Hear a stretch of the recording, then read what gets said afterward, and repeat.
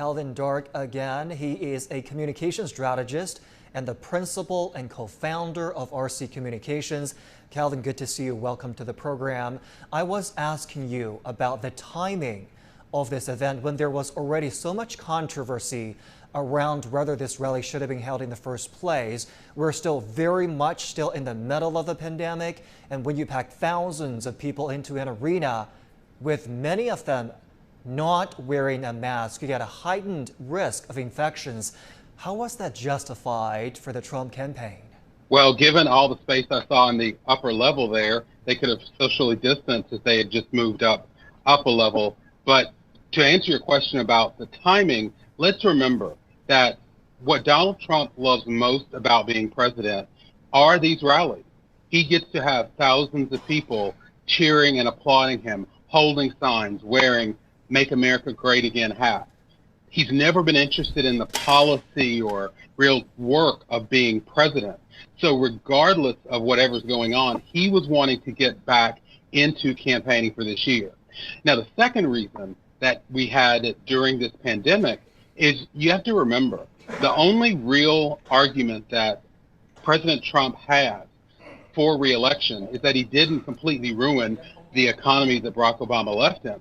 And now with the economic stresses we're seeing because of the pandemic, he wants the pandemic to not be what everybody's talking and thinking about. He wants the economy to get back together. And so this was his effort to minimize this pandemic that has killed thousands of people in this country and around the world.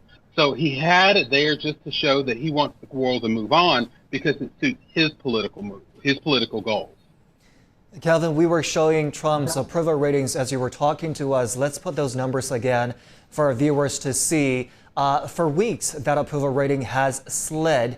According to the latest Reuters poll, Trump's popularity has dropped to a 7-month low. Only 35% of respondents said they would support it. And a Fox survey gives the president 38% approval rating, about 2 percentage points down from May. Calvin, how do those numbers look about 4 months before the election? Well, a couple of things to keep in mind. One, 4 months in a campaign is a lifetime, so a lot could change between now and November. But we also have to keep in mind that Donald Trump has been an outlier when it comes to presidents and their approval ratings because he's never really reached a majority of people. He's never really gotten folks that didn't support him in the election to support him. However, he also really hasn't lost that much of the base that helped get him into office. So it may go up a little bit or it may go down a little bit, but he's got a really solid number, like you said, in the high 30s, maybe up as much as 43%.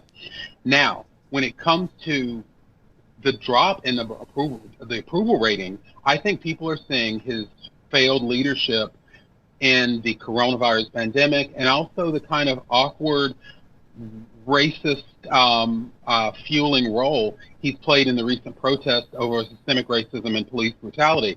So I think people are seeing that and not being pleased with the leader they have as their president. Now, also keep in mind this. It's one thing to say you don't approve of what Donald Trump is doing, but there are a lot of people who don't approve of it but will still vote for him in November.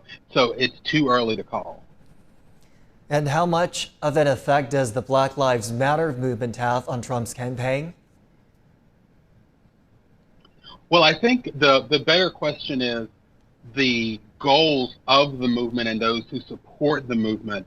For those particular goals of ending systemic racism, changing the way we do policing in this country, really changing the way that policing has been done for centuries in this country, that's what most people support.